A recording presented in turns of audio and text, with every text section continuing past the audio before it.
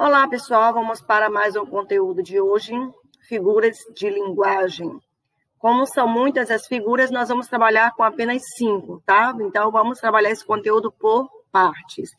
Vamos começar com as figuras: comparação, metáfora, personificação, antítese e paradoxo.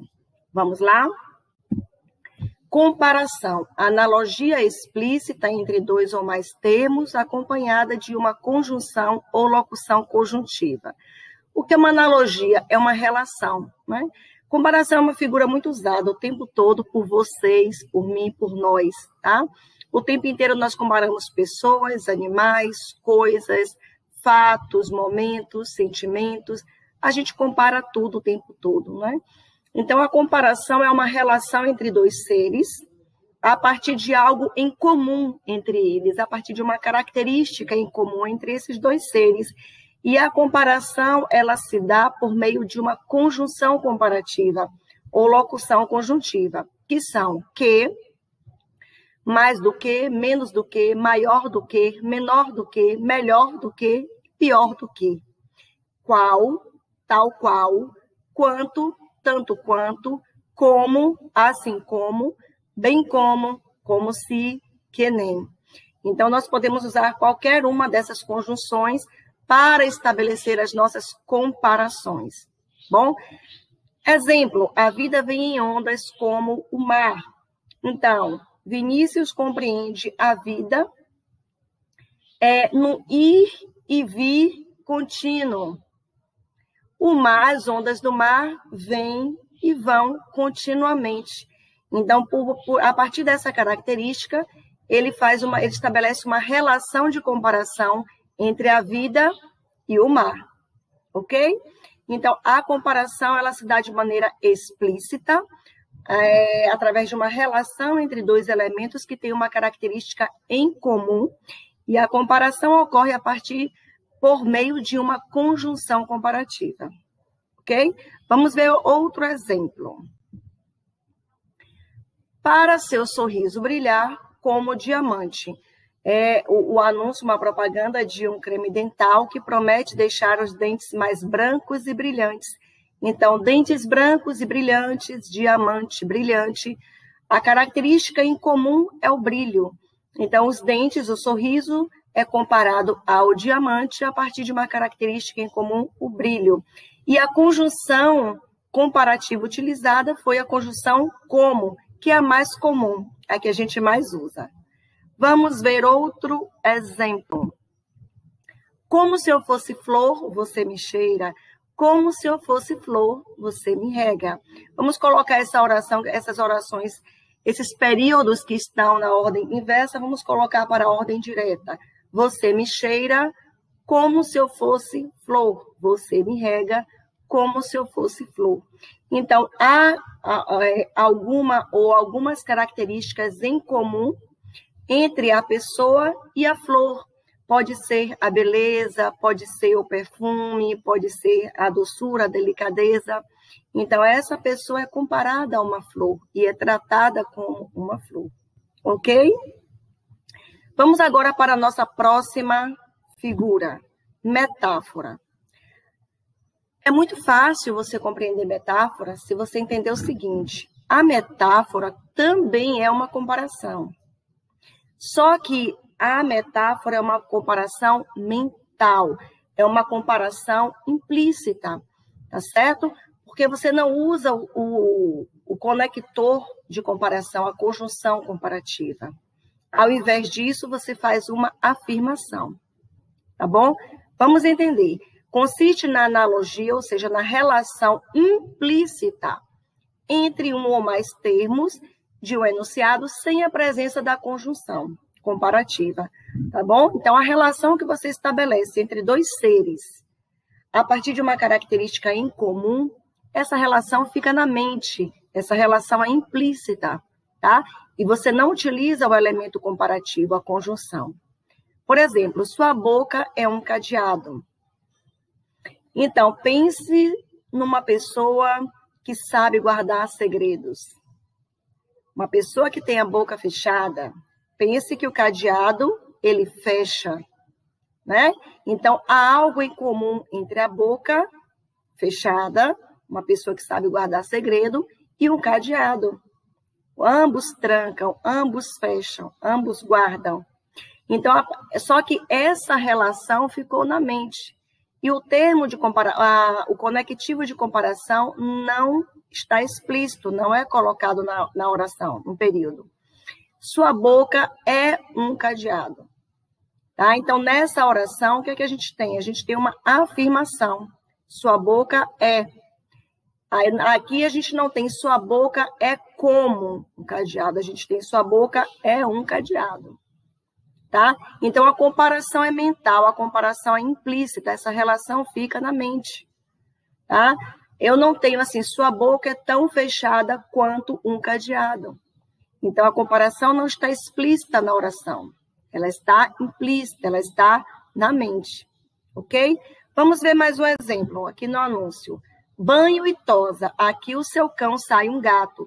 Então, o gato, na nossa cultura, ele tem uma relação com a beleza.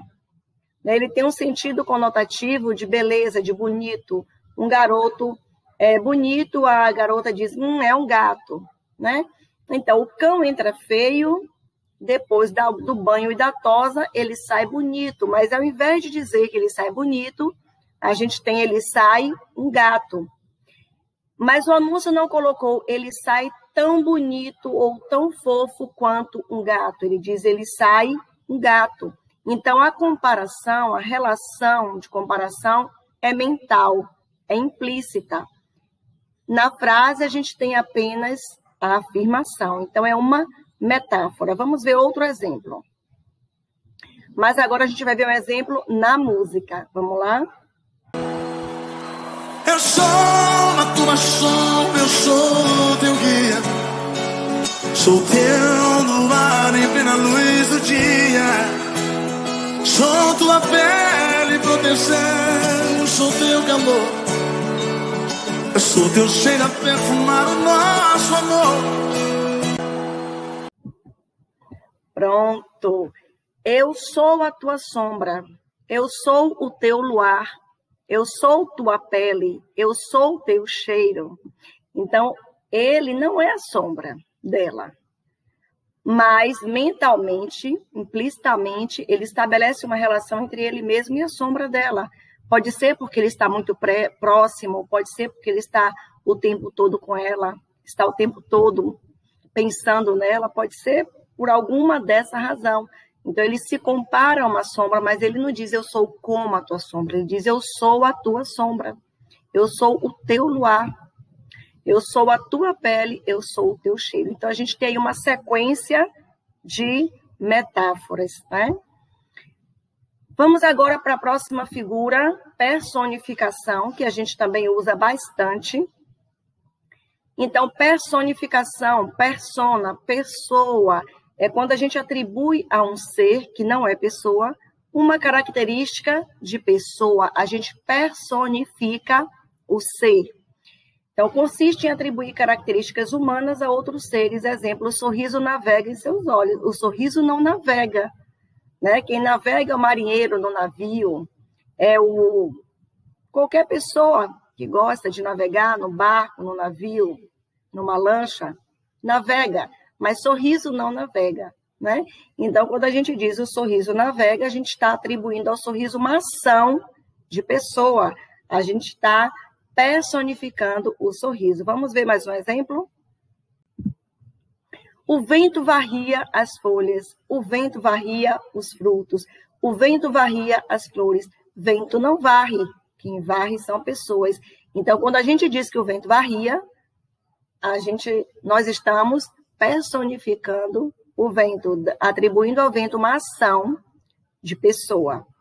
Mais um exemplo. Limão desabafa. Já passei muito aperto na minha vida. Gente, limão não desabafa. Quem desabafa são as pessoas, não é? Então, novamente, o anúncio está personificando o limão. Mais um exemplo. O quiabo veste Prada. Quiabo não veste nada, né, gente? Quiabo não veste. Então, vestir é uma ação de pessoa, de ser humano. Então, estamos o anúncio está aí atribuindo ao quiabo uma ação, uma prática de pessoa, está personificando o quiabo. E o último exemplo, o amor me chamou de flor e disse que eu era alguém para a vida inteira. Amor não chama, amor não fala, não é? Então, aí a gente tem a personificação também do amor.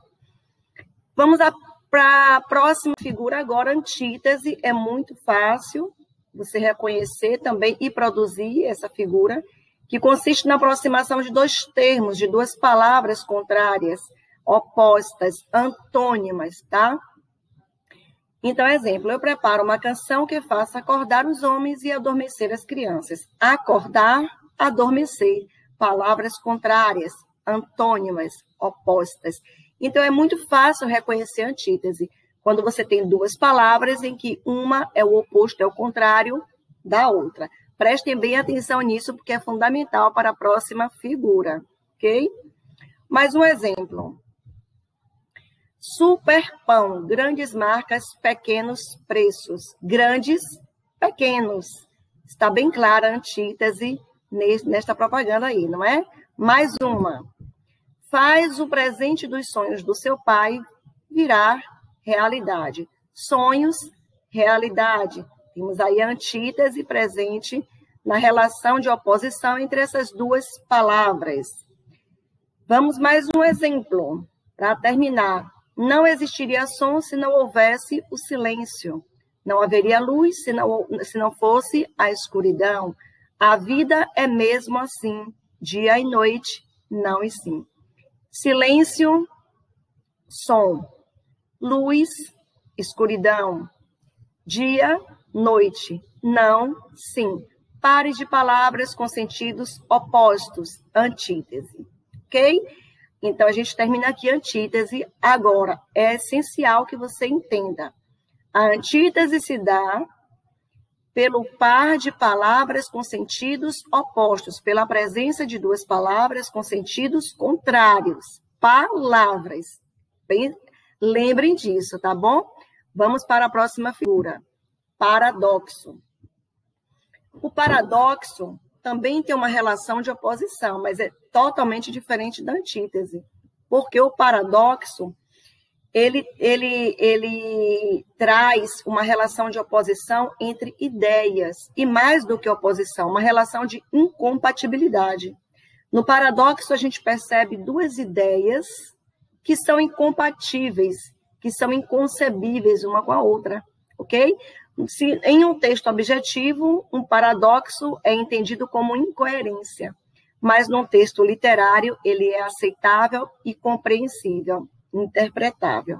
Então, o que é o paradoxo? Formado pelo prefixo para, que significa contrário, e o sufixo doxa, que significa crença. Consiste em uma proposição aparentemente absurda, resultante da união de ideias contraditórias, tá? Por exemplo, amor é fogo que arde sem se ver. Aqui a gente não tem nenhuma antítese, a gente não tem duas palavras que são uma ao contrário da outra, mas a gente tem uma ideia que parece absurda, né? Amor é fogo que arde sem se ver. Como é que é assim que arde e você não percebe que está ardendo?